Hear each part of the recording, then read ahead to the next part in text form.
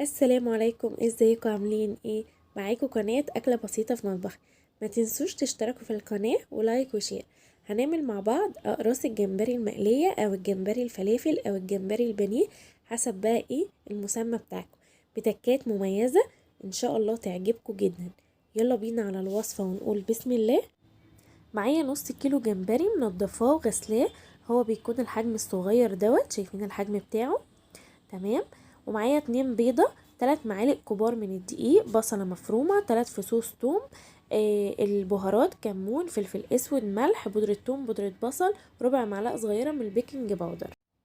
هحط بقى كده البصل المفروم والثوم المفروم على الجمبري وهقلبهم. وبعدين هجيب ال2 بيضة هروبهم بالشكل دوت، وهنزل بيهم برضو على الجمبري.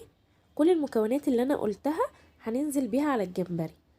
طبعا كل المكونات هتلاقيها عندك في البيت، مفيش بس غير ان انت تروحي تجيبي الجمبري تنضفيه وتغسليه وتعملي الوصفة دي. معايا بقى ال3 معالق الدقيق الكبار، تمام، لازم يكونوا كبار معاكي. هنزل عليهم كده بشوية من المية، هعمل منهم عجينة. العجينة ما بتكونش سايلة قوي وما بتكونش تقيلة قوي. هوريكم القوام اهو، شايفين القوام بتاعها؟ لازم تطلع معاكي بالسمك كده. هنزلها برضو كده وهقلبهم مع بعض.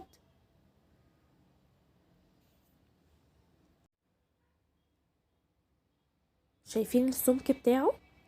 لازم يطلع معاكي في الاخر بالسمك ده. هحط بقى كده شوية من الملح حسب الرغبة، وفلفل اسود، وكمون. اهم بقى حاجة هنحطها دلوقتي وهي ربع معلقة صغيرة من البيكنج باودر. دي اهم حاجة لازم تحطيها. ومعايا بودرة بصل وبودرة توم. تمام. وهنقلب بقى الخليط كده كله مع بعض، وده القوام بتاعه.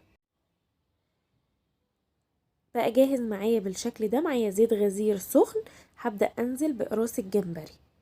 شوفي بقى انت عايزه الحجم بتاعها قد ايه، عايزاها كبيره عايزاها صغيره، الحجم اللي انت عايزاه. بس هي كل ما بتكون صغيره كل ما بتكون احسن وشكلها احلى كمان. ايه رأيكم بقى في وصفة النهاردة؟ سهلة جدا ومفيدة.